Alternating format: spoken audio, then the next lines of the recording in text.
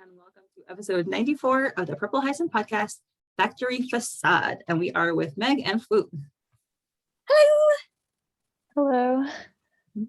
And as always, we're super excited. We always say that, but we always are. So, oh well. It's sincere. Yeah. So we ended off last episode was beyond amazing with the connection between Lauren and Kieran. And we were all like wondering, we're like, okay, is it going to be a Loki episode? Is it going to be a Kiwi episode? And we got Loki. So Factory Facade should give the hint right away. We open up with gray, stormy skies, and we have radio/satellite towers. And it looks like it's over the Art Hollis Police Department. When I first saw this, I didn't know which building it was, but now it makes sense. It's the police department. And I did kind of I did not look up. I was wondering, like, when was this stuff invented? Doesn't really matter. It's not like one time period, but it was kind of interesting and like, oh, did they exist? And we have this radio operator. He's looking out the window. There's debris flying around. Clearly it's storming, it's whoosh. And Hermann opens up the door and he says to this operator who's standing in front of this equipment sitting, he says, how are the radio transmission faring? And when we first saw this, we were like, well, what's going on? We came up with this whole theory about Hermann, but basically I realized it's actually just Hermann with the APD, just monitoring his work stuff. And this guy says, overall, the signal's been clear, sir, a bit patchy now and then. And the guy, who is this person? Somebody, yeah, Amelia was talking about, she said, is this the guy from episode like 14-ish when Lune does their first mission and they capture, I think, like Trevor? There's a guy in the office who reacts and he's like, oh, Lune, is it two men? And it looks a lot like him, it just has a beard. So it looks exactly like him. So either this guy shaved and it's the same guy, or it's just a random guy, but she was giving a whole theory. So keep in mind, maybe this guy is significant. Or maybe not. And Hermann says, all right then. He said, I'll be sure to adjust the rooftop equipment in case the wind knocks it loose. Keep me posted. It looks like it'll be a storm tonight, says Hermann. And ooh, more fwishes. So we're going to understand more about this, I think, by the end of the chapter.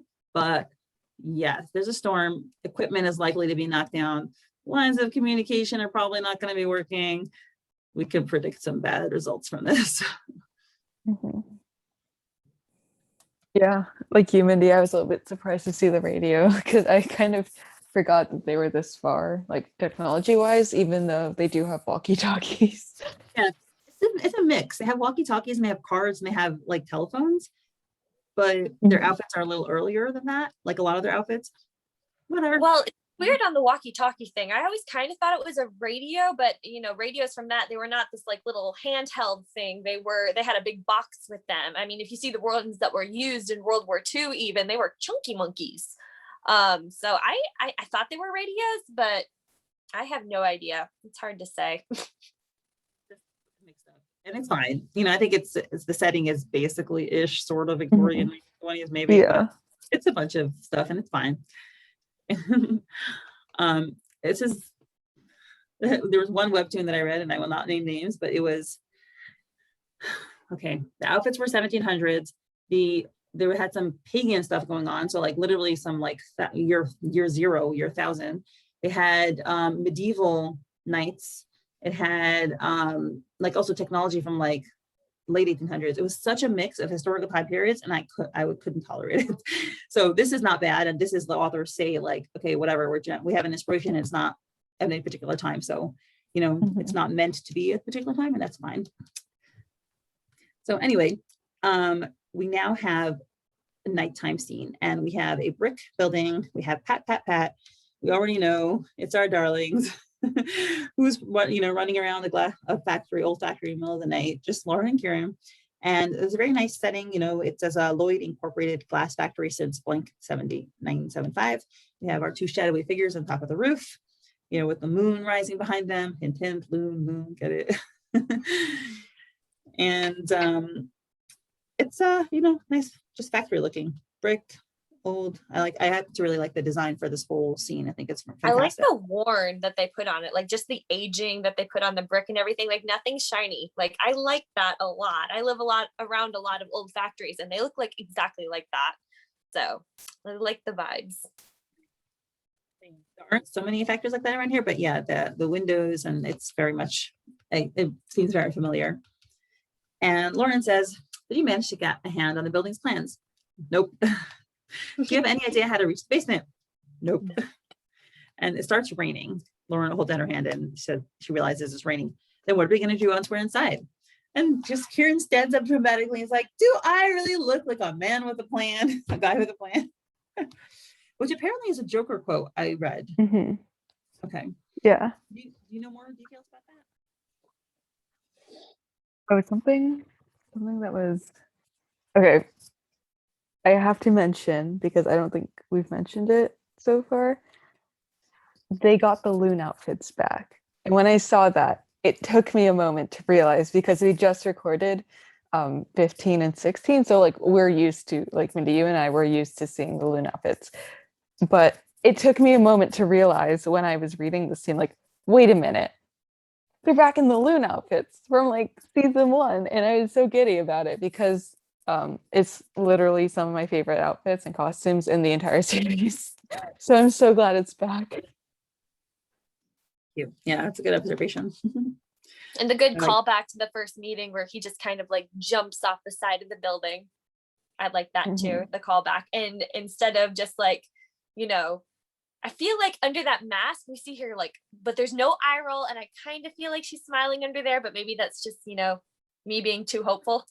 Going towards the smile crumbs. later, for sure. Yeah. Here she does sigh, but yeah, he does jump off. Just not in the other one, he kind of does this Titanic movement. Yeah. Very slightly less dramatic. He just jumps, but it's very similar. Oh, he's still got his arms spread in this one. I mean, he's still doing the dramatic thing. Yeah. Oh, yeah. Even though, yeah, he's still freshly injured. He's like, yeah, I'm still gonna jump. So they jump. They do their bouncing across the roofs. They're very cute bouncing. They're like very like rubber bally, like. Well,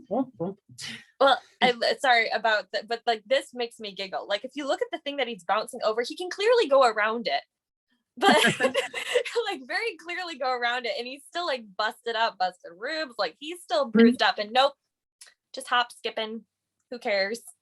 I love it. If you look at actually, okay, this is going to sound hilarious. I have a very obscure bit of information from my work. So look at the length of the thing that they're jumping over based on their body length, right? If they're about nearly 6 feet high, 5 something, that thing is 7 feet long, I would say, right? Yeah, 8-ish. What? I'd say 7 or 8. Yeah, so it's pretty long, right? And guess what? I had to curate for my work people like Olympians doing long jumps, and I curated several clips of that. So and they have marks there of how long they were. The Olympians do like 8 feet. 8 feet and a little bit over. So like they're clearing near Olympian long jumps. And the Olympians run for like, I don't know, 20 seconds before they jump. So Kieran, what is this physics? Like Kieran should abandon the Phantom Scythe and become an Olympian.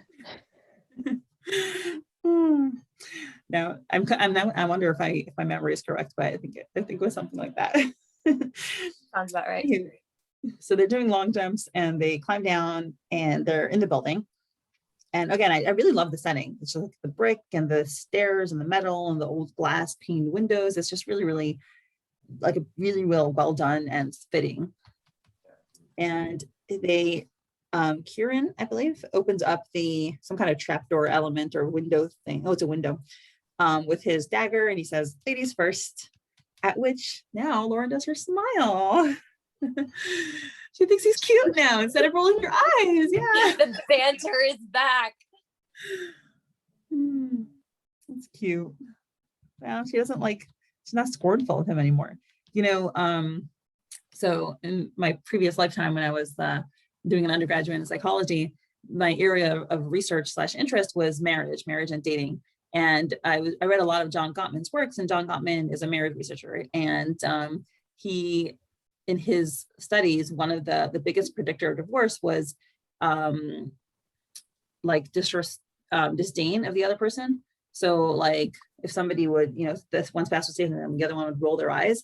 So that was how Lauren was treating Kieran before. She was just like, oh, all the time. And now they're kind of going the reverse from divorce to like the opposite, or at least tolerance. So now she's smiling at him instead of rolling her eyes. Good job, guys. You're not getting divorced. You see, it's kind of like building a ship, but the other way around. Right? Something that I just can't help but imagine, like with the whole ladies first, is that I can see like maybe late season 2 or sometime season 3. They're in the middle of like gunfire and they need to escape, and Kieran's like, ladies first, and Lauren's like, seriously? He just does not want to be there. So he's like, okay, you can go first, like sacrifice yourself. Or hypothetical, they're in a courtroom for, being persecuted for being Lune, and he's just like, who's gonna testify? And he's like, ladies first. Mhm. There are many awful ways in which this line could be used again. Okay. Okay. Let's hope maybe it's for when, there's a parade in their honor for having gotten rid of like the city's terrorists. And it's like, then it's ladies first. Yeah, they're gonna totally put the purple hyacinth up in an honorable parade. That's gonna happen. Okay. Keep dreaming, Mindy. I forgot that small detail. I forgot that not everyone loves Kieran. Small detail. He's a serial killer. Small detail. So anyway, they climb through these windows. Kieran is actually climbing first, by the way, not her. Just saying, this old lady's first thing did not do anything. Well, I think that's on the inside. Like she's already come Yeah. through. Okay, Yeah, fine. he's following her. Yeah, culpa, you're right. And Kieran is wincing as he climbs out, and he like grasps his side and takes a breath. I know, right? Poor dude. And Lauren looks back at him and she thinks, it's only been a few days since the beating. Is he going to be okay? Like, Concern. Right. Mhm. Exactly. Legitimate concern. We're not making it up. We're not over exaggerating. She is concerned about him. I love how Kieran's just like, I may be severely damaged, but I'm going to infiltrate a glass factory with maybe a ton of nitroglycerin. Yes, this seems like a very good idea. I mean, it tracks for his character. That logic. It does. Yep.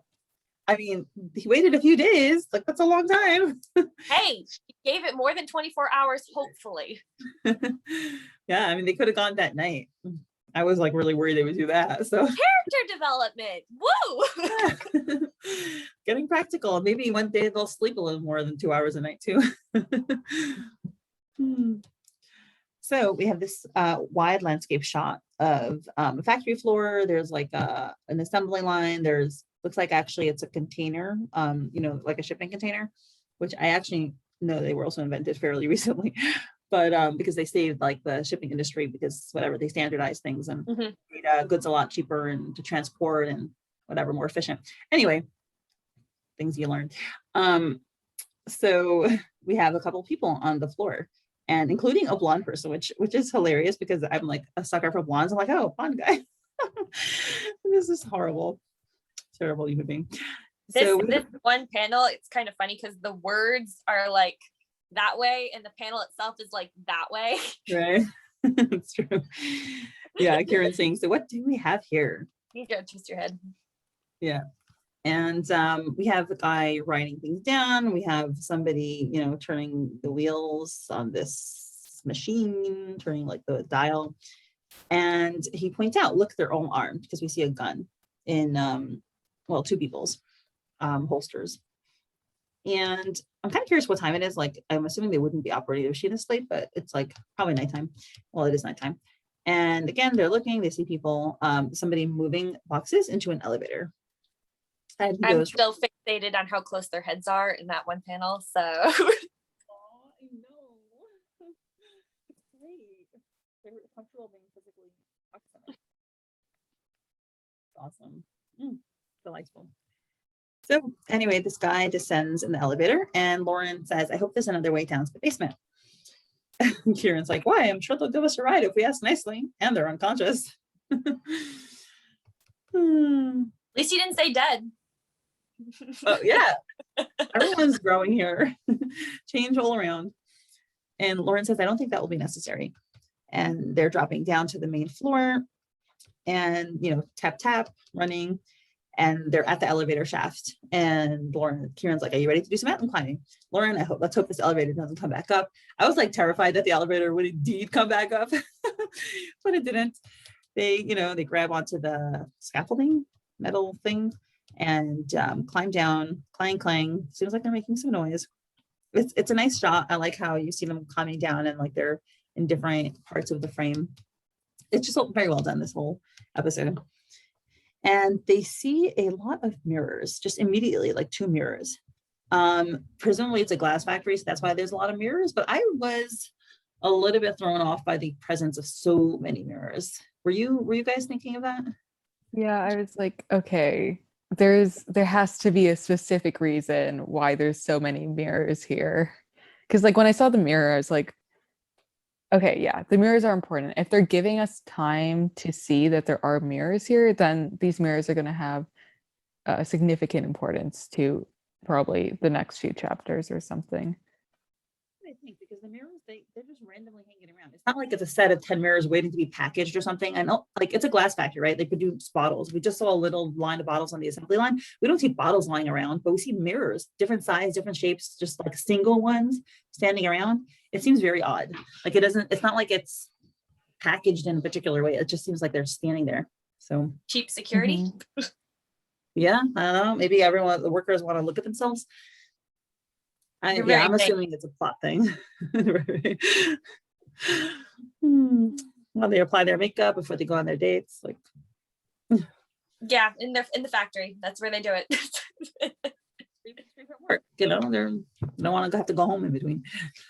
I don't know, but yeah, I'm maybe there's a plot thing. So now we see this guy with a mustache, which several people have mentioned he's handsome, although there's another guy who's also noted as being handsome, which is going to relate to like the creator's note, which I thought was funny. And he's looking at the shaft because he just heard a lot of noise. He's like, oh, what's going on? But he doesn't see anything. And they are hiding. Lauren is sitting on a box marked fragile, which doesn't strike me as the wisest idea. But I mean, probably everything produced in that factory is fragile. So, oh well. And she's looking again. There's a mirror with another mirror in it. And she freaks out first because she thinks there's someone there. And then she's like, oh, it's just a mirror. So that specific pointing out also leads to me. It's like, why does there have to be said there's a mirror? Why are there 2 whole panels devoted to this? So I'm gonna, more evidence for the suspicious mirrors. Have you ever actually done that though? Like seen your reflection and got spooked at? Because I have a couple embarrassing stories of that one. Oh, I'm curious now. The one that jumps out is I was at a friend's house and it was like really, really late and they had one of those, glass front doors and I was leaving and she was going to walk me up to my car, just neighborhood, that kind of thing. So I go out, headed to the door first and I just turned my head and my reflection was right there and I just saw the movement and that's all I needed to do. I jumped back. So I landed on my butt and her dad saw the whole thing happen and he was on the floor. It was a little humiliating. And then they had a great date and he basically sat on me. So it was great. Okay. Oh, that's very funny.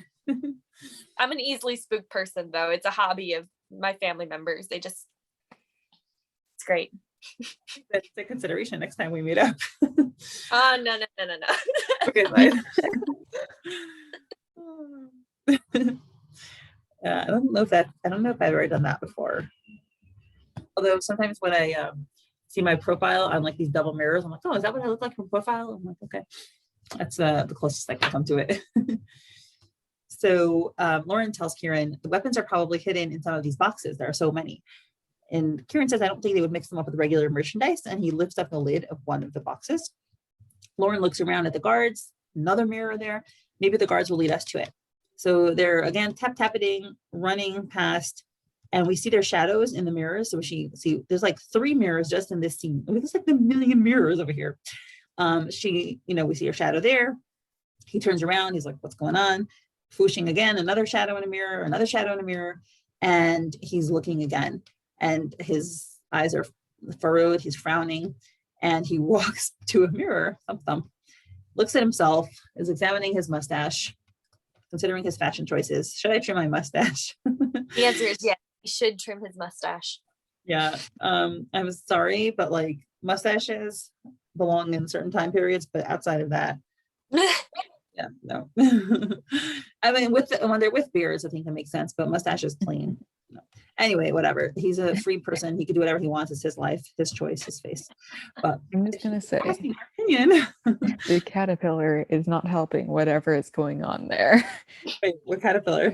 Is that a nickname for a mustache? Yeah. Yeah. Okay. So meanwhile, he's looking in the mirror that Lauren and Kieran are behind, and Lauren's like, and she mutters some unmentionable things. And this other guy says, "Hey, dude, why are you going toward the stairs? We're supposed to take the elevator. The date has been moved up. We're going to have to start moving the stock up. This trucks will be here in a couple of hours." And let's just finish this a bit. The next two panels. He says, "Coming." He leaves the mirror, and Lauren's like, "Stairs, this must be it." And they, run to the stairs. They pull the door. They go onto the metal stairs. Oh, okay. No, we'll get the next two panels. But basically, let's just talk about that for a second. The date has been moved up. Oh, shizzle. Yeah. So I think that kind of puts an end to like the Redcliffe is gonna bomb his ball theory. I don't see him, just blowing up his house. I get that he probably has enough money to buy out all of the Artalis monarchy, but like I don't think he himself wants to bomb out his house because that was a pretty swanky office he had there. Yeah. I gathered something, and correct me if I've got my facts wrong, but I thought that the leader himself had a different date, and then Redcliffe or Apostle 7 was the one with the earlier date, so maybe that's what they mean when they say it's been moved up. It's Apostle 7's plans versus the leader's plans, and it's still the early date that we already know, but there's only some people that are just now learning about it. That was my thought too. Mhm. Leader didn't have any plan. I thought the only date set for anything was from the Apostle 7 operation. Well, I think there was two, because he was like smuggling out some weapons for his own purposes, but like the leader obviously knows about and authorized a lot of those shipments. They were just for a different attack, not the one that the apostle was planning, unless I'm wrong on my facts there. Fwoot, you're more versed on that than I, so if my memory is serving me right, I think the leader does have something planned. There is something that the leader is planning, but we don't quite know what it is yet, and it is supposed to happen sometime soon. However, Apostle 7 is the one who has something in February. And Apostle 7, like according to them, the leader has been really slow in their plan to take down the Artalis monarchy. So although what the leader has planned is probably something that's coming soon, if it's going to happen within like the span of this series, which will probably, I can see the rest of season 2 and season 3 happening over 1-2 years. So it's going to be within that time frame.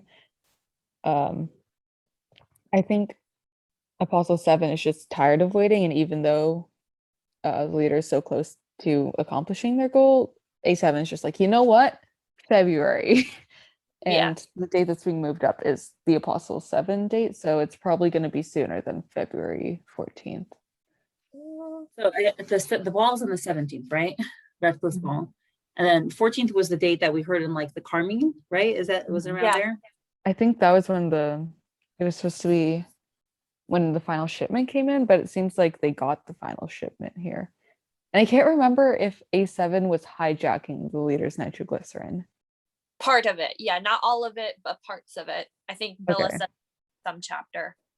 But I don't know whether it's gonna be the 17th. I mean, if the plan is to like get a lot of people in the same spot, the ball is like the perfect opportunity, and it feels like it's been pointed towards that. So I don't know. I feel like it's just people are like, oh, the date's been moved up from the leader's date to the apostle's date. That was my takeaway anyway.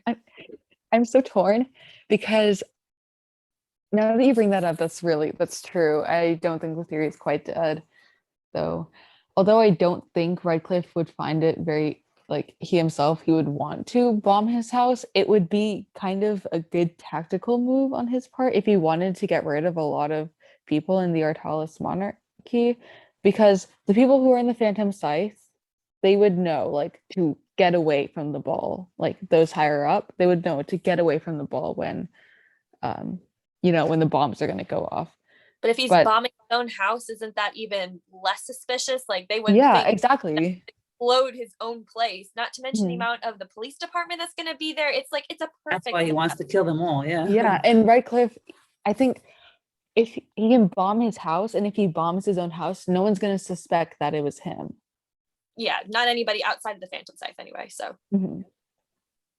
So yeah, it's true. And also this bombing has had a lot of buildup. The same with the ball. So it does make it seem that both will happen around the end of season 2. So actually, now that I think of it, I'm torn. I'm very torn because there's a lot of good evidence backing this theory up. yeah. It begs the question though, like how many people in the Phantom Scythe know who Apostle 7 is? Obviously Bella knows who he is, but how tight-lipped is she on that? Like, is it kind of universally known in the Phantom Scythe, kind of in the higher up assassin list? Or is she the only one that knows? I don't think it's very well known because Kieran doesn't know. Like, he But doesn't the know the circus, identity. Yeah, the circus knows, but I think the circus knows, or the ones in the PS, we don't really know if all of them are. yeah, I'm just saying like it's more I than think, one person is what yeah. I I think the circus knows because Redcliffe was the one who took them in, and he would have been the one to get them into the family business. So it does make sense that they would know he is Apostle 7 since he was kind of their adoptive parent. yeah. So Bella I'm grew up sorry to knowing her get the dad orphanage. was um Bella grew up knowing her dad was an apostle, whereas Lorraine didn't. Gosh, yeah. So, gosh, okay, well, we'll find out pretty soon. It's like coming up. So, the guys is coming, and the stairs. Lauren and Kieran have this wordless communication point nod. Nice to see that they. I know, right? Nice to see that they can get along and communicate without any words. They're We'll just take collaborating. the crumbs are mine. It's so satisfying to see after a season of barely anything. These Lune missions, they are what sold me on PH. Like episode 15 and episode 16, once I saw them, I was invested. There was no backing out of it anymore. And so seeing them work together again, seeing what got me into PH, it's so satisfying. And it's just, oh, I could read this chapter forever. Yeah.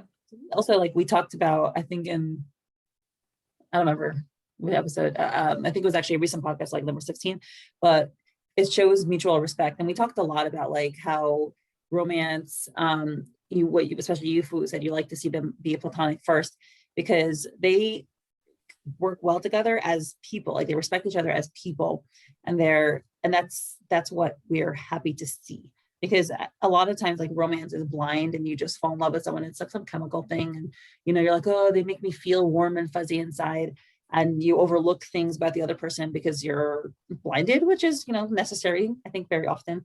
But it's nice to see them just respect each other, like treat each other as partners. Yeah. And And Fwoot, you were sold by the Lune. A first front picture of Kieran, and I'm like, okay, subscribe. No. ironically, the thing that got me to read PH in the first place was Kieran, and it was the season 1 banner, like where he has like the blood on his hands and he's painting like the blood on Laura's cheek. And I remember thinking, who the hell is this dude and what the hell is he doing?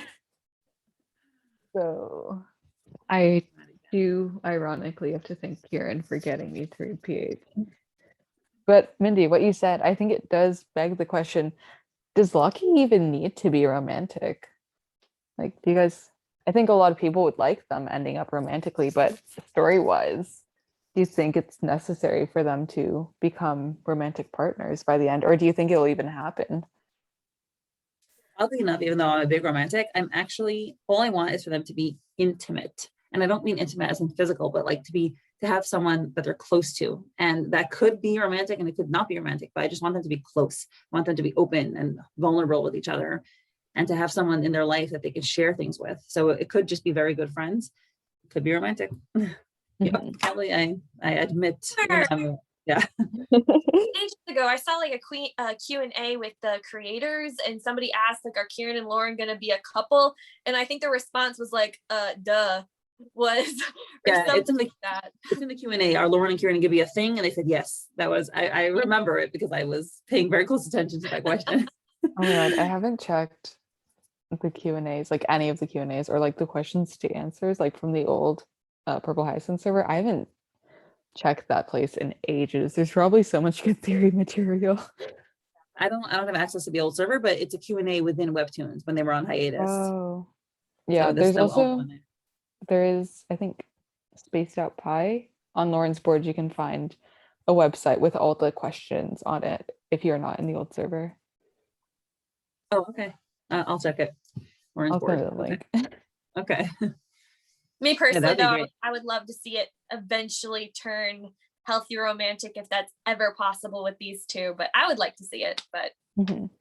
Yeah, I think it would be like, I think it'd be nice. I think this is weird coming from me, but I can see them getting romantically together.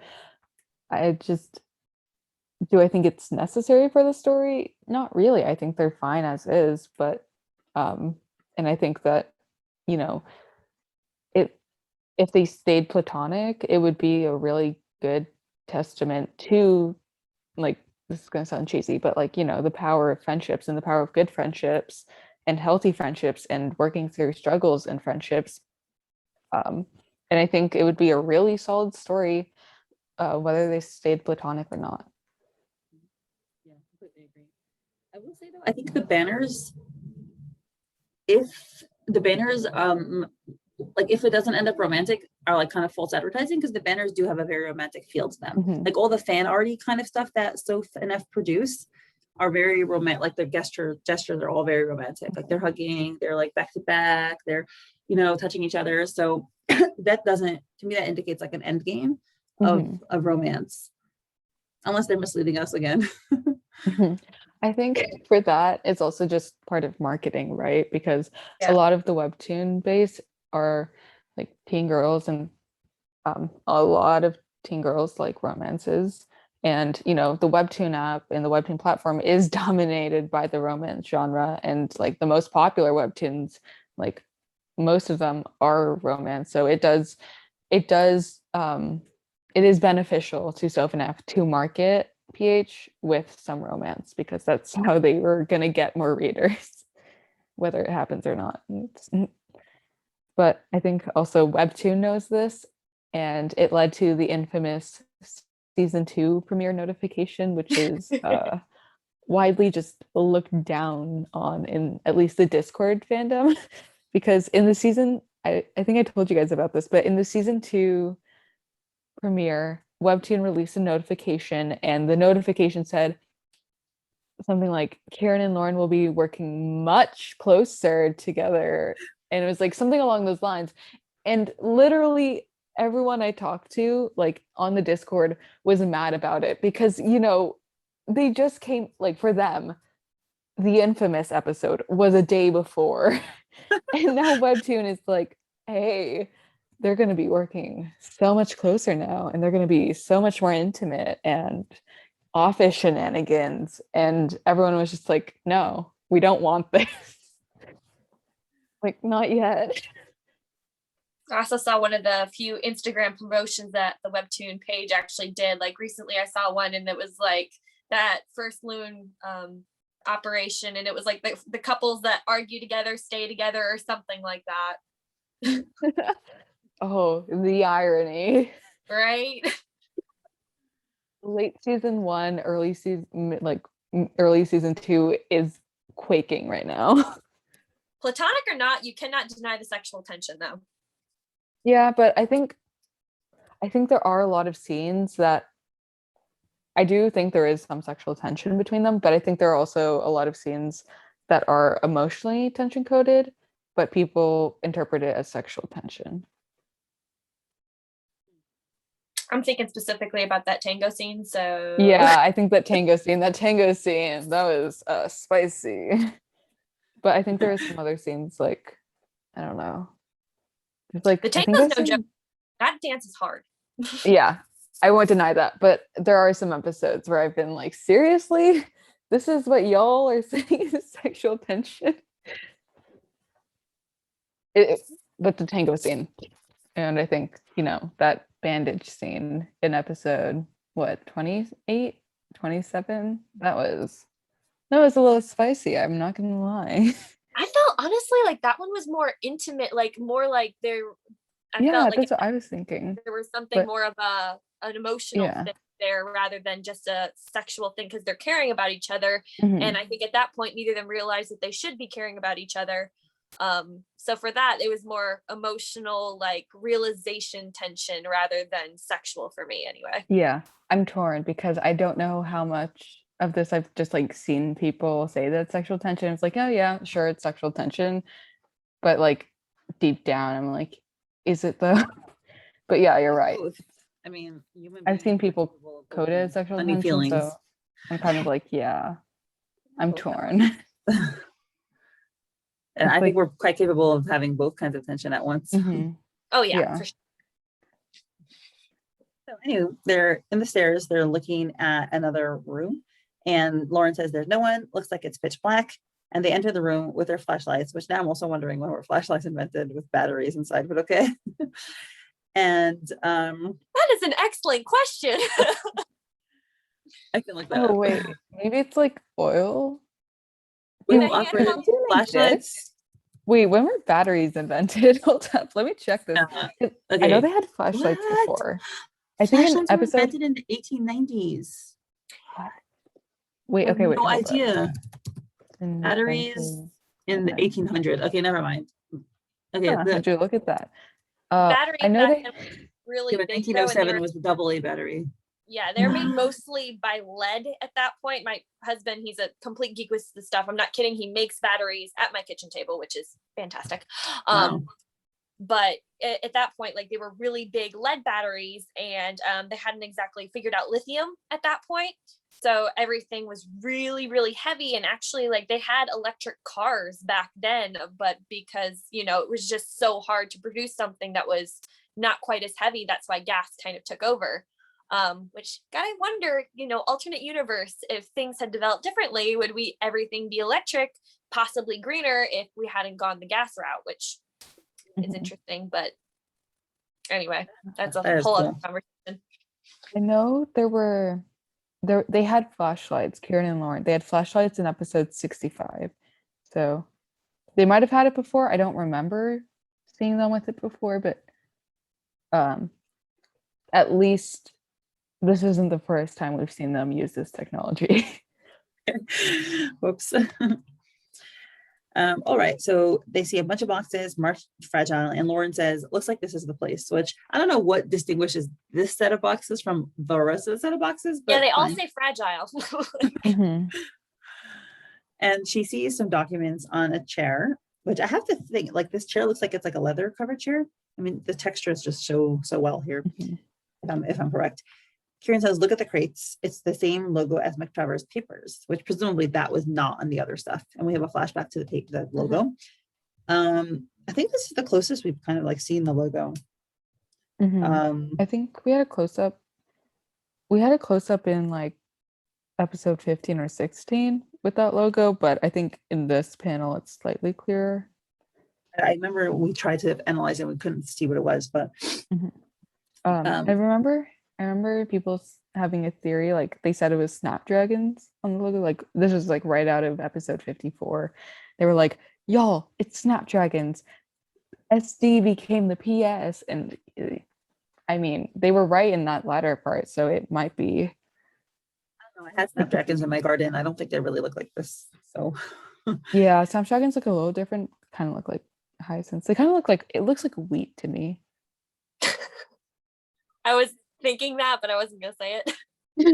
I don't know. Let's hope it doesn't mean anything, because we're terrible botanists. So Mhm.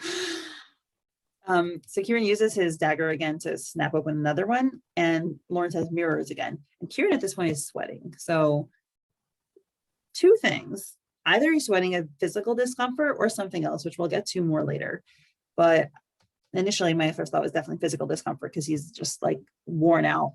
And, he's making a lot of effort. Presumably he rested the past couple of days, but now he's exerting himself. And it's like, sometimes you have this burst of energy and, you're not feeling well, but you have this burst of energy and like you go do stuff and then suddenly you're like, whoa, you're fading. And you're like, okay, I'm really not feeling well. So I get the feeling that's what's happening to him. Power of adrenaline. Yeah. So now they lift up the mirrors. And Kieran's sweating again. But this time he's looking in the mirror and he sees himself all bloody. And then he goes back to see sweaty. That scene hurt me. That panel, it hurt to see. I was like, dude, come on. That's his self-image. He sees himself as a bloody monster. It's so sad. I mean, it's very true, but it's sad. Mindy, I think when we were reading that, we like collectively cried at like the same time. I'm supposed to be the local Kieran hater. What the hell are these emotions? Well, that's what they're doing. They know how to write to make you feel things. It means you have a heart. Bruh, oh my god. I had some of my Discord friends will clown me over this, but I had a character arc when it came to Sandman. I started off this season utterly despising him. Actually, well, more as we like learned about him, like, and we got an actual name. I was like, you know what? I don't like this dude. He can literally jump into a void for all I care. And then episode 89, I think, or 90, I think 90. Episode 90 had me crying over him and his daughter. So yeah. Jumping into the void, his life is the void. The progression. I'm like, Sandman, I want you to die, but also if you die, I will kill you. Like, no dying on my watch. I can't believe and now he probably will actually die and I should be happy, but I'm not. Yeah. Character development, we love to see it. It's very, very skillful writing. It's fantastic. It is. I was like, so FNF, you sly devils. They want to show us, they're giving him a much more human, sympathetic side, especially, and a lot of people are talking about this, but also the fact that he's physically weakened makes us feel much more compassionate for him as well, because he's used to showing off this invincible, all-powerful side, and now he's showing weakness and humanity and frailty, so we feel for him. And also the fact that he sees himself as a monster, that means that he has a heart and that he's not insensitive and he's not heartless. And that's what we want to see. We would never be able to sympathize or care for a person who was cruel and emotionless. And he's showing us that he feels bad about what he does. And he just basically, I think, hates himself. So we feel bad for him. Well, we've kind of always seen this self-loathing from Kieran, though, from like the very beginning. I think there's always been like this front of arrogance and confidence and flirtation and all that. But anytime the authors could give us a peek into what he actually felt about himself, it was always very negative, very detrimental, very, I suck. I am horrible. And he knows that. And especially after the chapter that shall not be named, where he's just looking at his reflection and then looking at his hands and it's just written all over his face. He's kind of just like, she's right. I'm a monster. There was actually a very interesting theory from, I think, Zorro on the Discord server that was, how Kieran, like, he sees himself bloodied in the reflection. What if he sees a bloodied Lauren in the reflection too?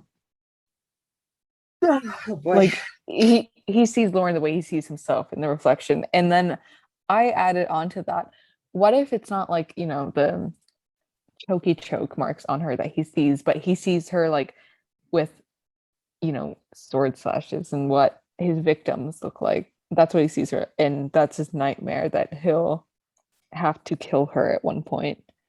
That is the worst. The worst. And Fwoot is well known for coming up with the the most horrible situations that can be known to mankind and just telling us all of them so we can cry and be in pain. So Mindy, you haven't even seen the worst of it. I was nor do I at my want to. peak. I was in my peak in August and September and like the whole fall time. That was a moment for me. I have some hidden works that is somewhere on the server. The level of angst.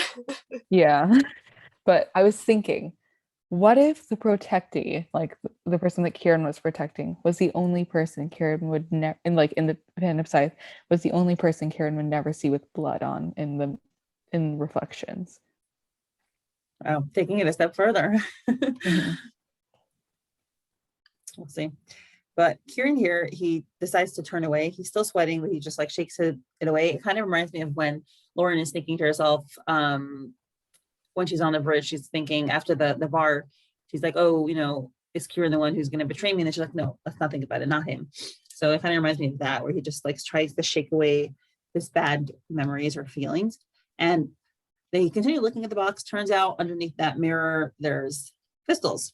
They're very neat. I feel like they're stapled in or something, I don't know, but they're arranged very neatly. And I say clever. They've been using the factory's shipping business to smuggle in and hide the weapons.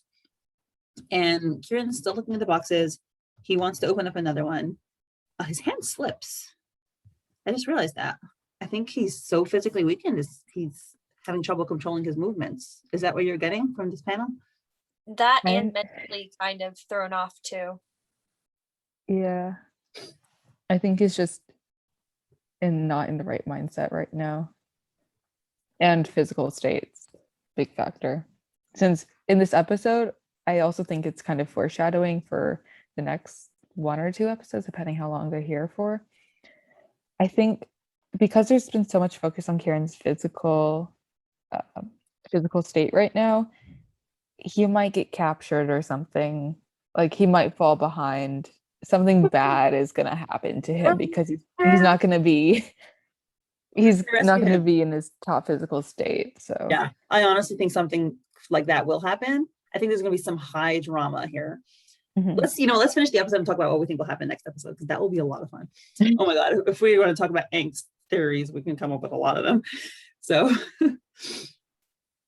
but Lauren tells him, no need to open more boxes. It will only make them suspicious if they come check. I don't think we should stay here, which I was surprised that she said that. I was like, you only opened up like 2 boxes. Like you could really open up a lot more. But Kieran says, and then she's like, Kieran, I think he didn't respond. I think he still is, again, taking time to like respond. I think he's just not doing well.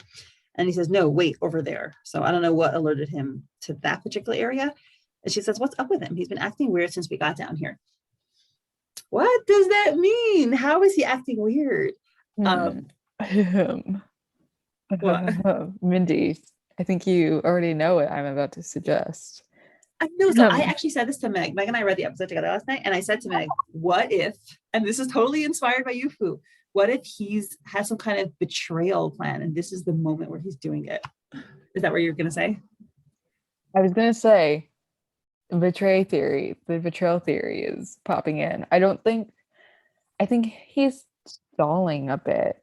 That's what he was giving me the vibes of. It feels like he's stalling.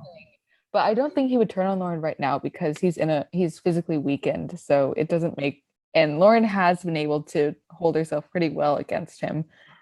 So it doesn't make sense for him to try and fight her here unless he wants her to get away. I mean, if we're going to go with that, he doesn't have to physically fight her. He could just allow her to be captured, right, by other people. Mm-hmm. But yeah, it's weird. I don't know what that statement is for. Is this just supposed to be her noticing that he's not? Maybe the innocent version of this is that Lauren's like, oh, he's been acting weird. And then really what it turns out is like, okay, yeah, he's just physically very bad and he's going to collapse and whatever. That's the innocent interpretation of Lauren's statement. Mm-hmm. So everyone who doesn't want to be distressed for the next week, you can go with that. Yeah. Okay. But however, so what I was saying earlier is that, if Kieran had, Mindy, as you were building off what you said, if Kieran had planned a betrayal here, one, I think it's kind of stupid of him to try and betray Lauren here, because again, she would physically overpower him unless he wants her to physically overpower him because he wants to tell his superiors that he did betray her and he did do his job. However, because of what his superiors did to him, he wasn't able to like beat her. So by doing that, he makes sure that Lauren gets away and Lauren knows and is able to stop it while still following the orders and he himself like not being put in danger. That would also mean that he would lose his relationship with Lauren, which would kill him because he would have to betray the one person he's getting close to. But imagine if we ended the first half of season 2 like that. Oh no, stop. No. The mid-season is coming up. You cannot deny that something big is happening. I will live in denial until the day I am proved wrong. No. Meg, episode. We can kill someone else. I'd rather someone else get killed than that happen. Somebody can die. Okay. I'm sacrificing people. Okay. But guys think. Episode 33 was the last streamed episode. It was the last streamed episode because there were going to be massive spoilers in the coming episodes. This episode is one of those spoiler episodes. Why do you have to be so intelligent, Fwoot? You have to stop proving your theories. So I mean, Mindy, this is your theory first. Well, technically it was inspired by my theory, but you brought it up. That he would betray because I do believe in I'm trying to be objective, but I also don't want to believe what my eyes suggest. I just can't believe that we had a chapter like last time, and then we're reading this chapter, and the first thing you jump to, is he's gonna betray her. Where's the trust, Mindy? Where's the trust? Yeah, so I agree. I do. But this whole story is about people being forced to make choices that they don't want to make because of circumstances. So that's the one. Secondly, it would pack such an emotional punch if that would happen. Our hearts would be ripped out. We would like love and hate Kieran at the same time. We would feel so bad for everybody. And Soph and F would be drinking our tears, which is exactly the point of what they're doing. So it would be perfect from a story perspective. Mm-hmm. And obviously it'll get resolved at some point, right? So you guys both make sense. I just don't want, I'm not looking forward if that is what's going to happen. I am dreading it. I'm fully aware that it's possible, but I'm just like, but the last chapter. Meg, just imagine it. Imagine. I'm trying very hard not to imagine it. Okay? I know, but like Kieran betrays her. The real thing. Kieran betrays her. You can't see it because I have my camera off, but I'm doing like, the quotation things with your hands. He betrays her. He reports it to his superiors, but like when he actually betrays her in the moment, he tells her to run, and she knows that what he's doing is just some part of a larger scheme that he is just trying to work his way around. And so the relationship isn't actually broken. They're just kind of stalled again. But okay. Boom, Kieran, you're giving hope. Thank you. Yeah. That's a better version of the betrayal. Yes, I like that better. Kieran, and then maybe she even loves him even more because she realizes what he's sacrificing for her, blah, blah, blah. Kieran doesn't know Kieran anything. I'm still in denial, though. I will remain in denial. Meg, if I'm right, I lose nothing if I'm wrong. However, I will gain so much if I am right. Well, they don't call you a prophet for nothing. Yeah, either way, it's going to be a fantastic story. I already know that, but I will remain in denial and until I am proved wrong or am forced to, read something traumatic. So that'll be a show, Mindy. Well, that'll something to look forward to. For Midnight Pocketland, episode 39, I remember that number. It was where basically the two main characters say goodbye. They say they're never going to see each other again, which turns out to be totally not true, but whatever. And the entire fandom, I'm not kidding. What I did that night, I jumped onto the floor. I beat my hands against the floor. My face was in the floor. I was sobbing without tears, but with all the sounds for 3 hours straight. I was moaning and groaning and yelling. And my husband was like, "What is wrong with you? You are crazy." And I was like, "But they said goodbye. They left. They're never going to see each other again." And the entire worst episode, everybody was crying and super, super sad for the entire week. And then we found out they saw each other the next day. But But Oh my God. it was so heartrending, and I am positive we're gonna get that. We probably will get that soon here. Probably. Yeah. I mean, I've Exactly. done that with other webtoons too, where you've had to there was a season finale of one that then something happened right at the end, and we were riding in the car, and I was just like, in the middle of the car, I was just like, what? And my husband like freaked out. He was like, what is wrong with you? And I was like, Exactly. Okay. so So a year ago, when we got the season 1 finale, I was not on the Discord at the time. I had no one to talk to about Purple Hyacinth. I had like 2 friends, one who I got into Purple Hyacinth like just the weekend before, but like we kind of talked, but not that much about it. So I literally just sat in my room in shock, and I had to take a walk around my entire neighborhood just to attempt to process what had just happened. But I couldn't process it at all. I was just in shock for the next several days. at least this time around we'll have a support group, so that's Oh, Oh great. yeah. But honestly, it might make it worse. Like it's just gonna be anxiety running through my veins We as I can read all it. Like, pour our tears into the same bowl. It'll be so much easier for the IV for Soften Up. So oh my God. Mindy, for the like mid-season finale for that podcast episode, I swear for like 20 minutes straight, as soon as the podcast starts, we're just gonna sit there in silence, unable to comprehend it. I know. Oh my gosh. Yep. We need group therapy. this whole cast in this webtoon needs therapy. I ship everyone with therapy. The ultimate OTPs. Oh God. Oh gosh. Okay, so let's continue, and we'll still do some more speculating at the end because we have lots of that. So Kieran says, "Bring the light over here," and he already has the lights, but whatever. I guess he needs 2 lights. And they're shining the light. It's actually, I love this vantage point. It's from within the box, and like you just see a slip of light with the dagger sliding in. I think it's just brilliant again.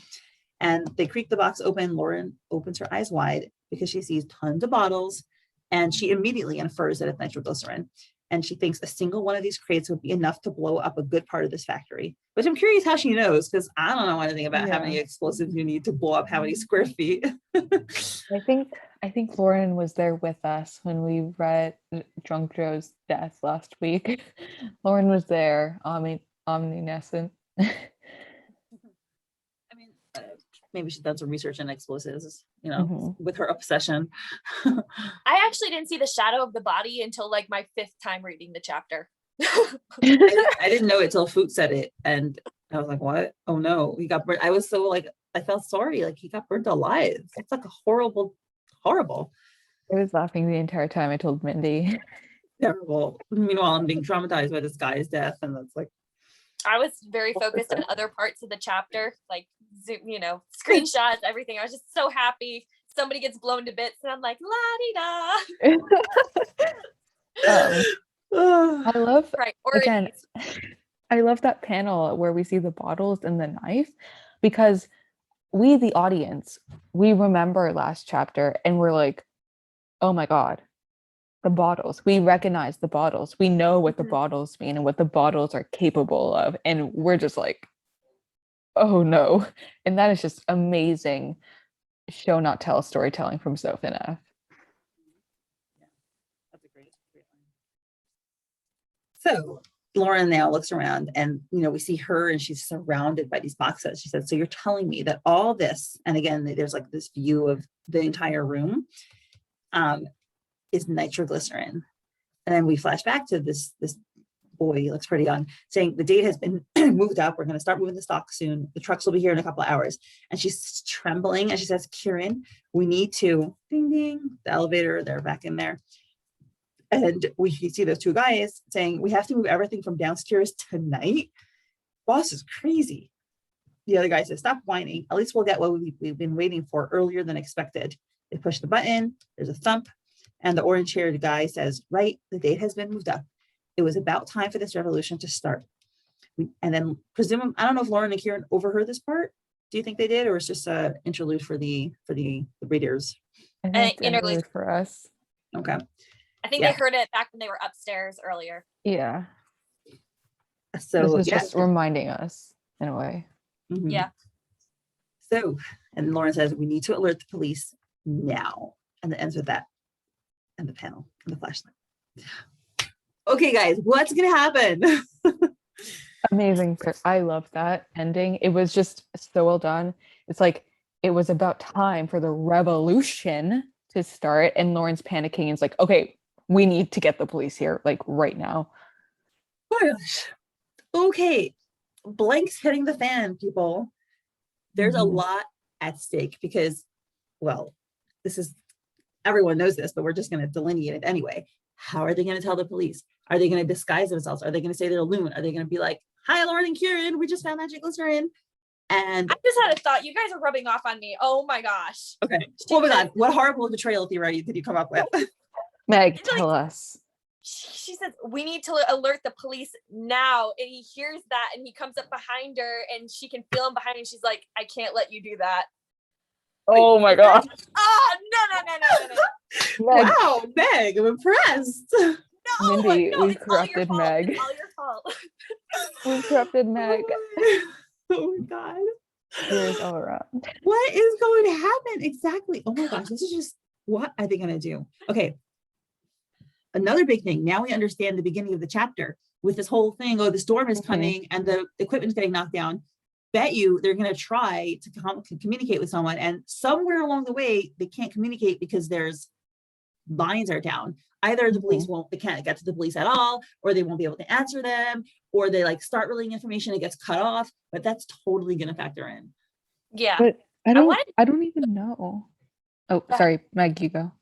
Oh, I was just like, what is Hermann and that? What are they trying to like communicate? Like, what is the communication that they're trying to get through this storm? That kind of came out of nowhere. So I thought it was just regular operations. Also at the beginning, I was like, what? But I'm assuming it's just regular stuff that we never were exposed to. But I'm assuming it's just the regular, however they, call 911 over there. I'm assuming it's that. Yeah. You were like, oh yeah, Hermann backstory. I was Oh like, my God, I came up with this whole, when I first saw that, I was like, I didn't realize it was in the APD station. I thought he had his whole own private monitoring radio thing. And I was like, he's the Phantom Scythe. He is this, he's that. Like, I came up with this crazy theory. And then I was like, oh wait, no, it's just the APD. He's probably just doing his job. If it's something interesting that they're doing, it's not just regular day-to-day things, I would say that they're trying to monitor Lune transmissions and trying to like see if they can pick up anything from Lune, because that is it, because Hermann has been trying to investigate the identities of Lune. But the thing I want to say was, how are they going to even contact the APD? Because are they doing like, the 13th precinct where the docks are, or are they going to the 11th precinct because it's like Hermann, right? That's Hermann, because we saw that focus on Hermann, but I'm like, Hermann would recognize both their voices. The people, y'all assume that they can't like be like, hi, I'm here to report some nitroglycerin. Like, I'm assuming they can disguise their voices. Like, they're not that. I know, but Mindy, I think he would still recognize it. And I think that would be played off as comedy, and now is not the time for comedy. No. I mean, but let's think about like Will and Kim having the realization about Lune could not have come at a worse time. Oh my god. Oh. Lune don't even need to fake their death. If I read like, the next chapter they don't though, need- and Kieran does end up being the betrayer, Wait. I can't even tell you how upset I'm gonna be. Like, Oh my don't god. prepare not to hear from me for like a week. Oh my god. Oh my god. Oh my god. Oh my god. What did you come up with? You came up with a big brain theory right now. Oh my god. What? Sorry, I'm just a little bit shaken by how possible this. What if Lune doesn't need to fake their deaths because the glass factory explodes and they're presumed dead? Why? Okay, they're presumed dead because they can't die because then the story would end. Yeah, they went. We have like 100 to 150 episodes left. They're not dying yet. But like, oh my god, if they're presumed dead, that's awful. Everyone's gonna be so sad. Lauren and Kieran on the run, thinking that the people. I'm kind of cool with that. No, but imagine. Sorry. Mindy, imagine. Sorry. season 2 end, or like it's like, you know, the mid-season finale, and we think Lune is dead, like the explosion just happened, they can't find them, but then like It's the another last, Dylan. Oh my gosh. but look, the last 5 panels of season 2, or the first half of season 2, is one of them pulling the other out of the rubble. Oh my But hold up. What if they end up in a Phantom Scythe tunnel? Okay, theory time. captured by the Phantom Scythe. Okay. Like, you're you know, right. this, you know, the tunnel theory, how we thought that there were a bunch of tunnels, and it was basically Yes, confirmed when in I first 91. came onto the Discord, it was strictly to like put screenshots out, because back at the meeting that, you know, where they put the bugs in the room and everything like that, and like they point out very specifically how the messenger appears out of nowhere, and then he goes into the garden and like disappears again. And if you look at the panels really closely, it looks like there's a trap door or a circle or something behind him, like kind of hidden by the sand. And from this chapter, they're in a basement. So my thought was not that Kieran's getting nervous, that he's making decisions in his head about Lauren. I think he's getting triggered for a lot of memories, because a lot of the Phantom Scythe is underground. There's a lot of tunnels. I think there is a whole tunnel system under the city, and that's where a lot of his torture happens. So being in a basement is just a huge reminder of like all of his past and all of the trauma. And that could also be like a way of escape. Like they're going to be stuck in that basement while people are unloading things. So they're going to have to figure out a way out. So if the tunnel theory is actually legit, that would give them a way out of there, especially if any unseemly like explosions were to happen. Y'all, what if they make their way, so like they get trapped in the Phantom Scythe tunnels, but then what if, so they have to like avoid the Phantom Scythe as they like weave around the tunnels and try to figure their way out, but what if they end up at the Carmine Camellia, right? But Lady the A police is are there, for investigating sure. the Camellia, and they see Lune come out of the tunnels. I like that better than Kieran betraying Lauren. So Not a very high Oh, 1 bar. second. Or what if when they're in the tunnels, they're like, oh, we're in Phantom Scythe tunnels. They're like running after Phantom Scythe, and then suddenly they see someone that they know, someone we know, like Tristan or Dakin, and they're like, oh, you're a Phantom Scythe. Like that's how they get their discovery of a Phantom Scythe person that they know. season 2 drop. There we go. There's so many different ways it could go, honestly, though. So I would think the betrayal would happen before the end of season 2. What do you guys think? If there is a betrayal, yeah, it needs to set up a Darkest Hour. Season 2 is going to set up some sort of Darkest Hour in a way, because I think well, it depends how long season 3 is going to be. I think because if season 3 is also 100 episodes like season 2, I think I can see the Darkest Hour happening either late season 2 with like the Redcliffe ball being in the bombing happening there, or just it, or something bad happening in sometime in the first half of in the first 50 episodes of season 3. But again, it does depend on how many episodes are in season 3. Calculating how many dollars I'm going to be spending on this webtoon. Well, it's between 50 and 75. So I mean, like, worth it, but still. Wow. Yeah, I never added it up. Let's just not even think about it. But also the Patreon and the merch, all of that together. But okay, I have another theory that doesn't involve pain, or it's a little bit of angst, but it's pleasant. Okay, so here's the theory. So Kieran is not doing well in this episode, right? So whatever happens in the next couple episodes, maybe whether it's an explosion, whether it's a betrayal, whether it's running away, whether it's whatever, Kieran at some point is gonna like collapse, and Lauren's gonna have to like help him. She's gonna have to pull him out, put him on her shoulders, parallel to piggyback. Yes. I want Lauren to carry Kieran like a bridal carry. Lauren bridal carrying Kieran. It parallels season 1 and would also make all the Lauren simps go crazy. And that would be good. Like he's feeling bad. I mean, but he'll recover. Like he's not gonna die. He's not betraying anyone. Like it's not so bad. But they just get closer because it's like, because of that. So I think it's a great theory. I like this. Oh, look at you, Fwoot, cheering for comfort for Kieran. I'm so proud of you. Only because he's going to be so badly damaged by that point. Oh, okay. Never mind. Just erase all your progress. What I'm if? kidding. Okay. But yeah, Okay, now that now I'm getting to the simping part. What if she then has to take him back to either maybe her room, put him on her oh, bed, take care of him. No, none of that. It's the The classiest cave. thing ever. Kristen Kieran New gets to meet the memories. in-laws. Yeah. What if, oh my God, what if like Dawkins comes over and he sees Kieran and he just panics because he's like, excuse me. What are you doing here? If he's like phantom size. But I think it might be reported now that like Kieran is, it might like the higher ups might know by now that Kieran is using Lauren, like, or, again, quotations, using Lauren for information, or is it quotations again? I know, don't do that. No, but like, look, 72, Bleak Bluff, singular bluff. know. And yet, episode 89 basically confirms to us, and episode 91, it basically confirms to us that Bella was lying in that episode. So Okay, if I'm she's going the to one look it bluffing, up. No, no, if no, she's no, the one no. bluffing, that means she takes up the bluff and it means Kieran is telling the truth. No, we're going to I review already episode knew that because I 79. had faith in my baby, but whatever.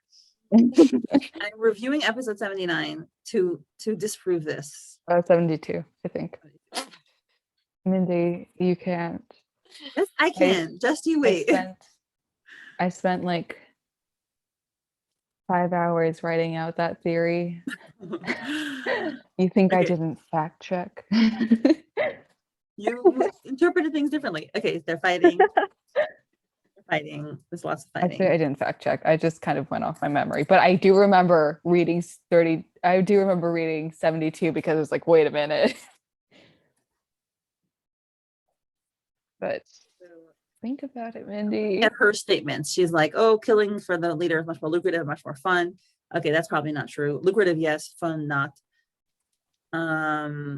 Talk about Sick, get rid of Sick.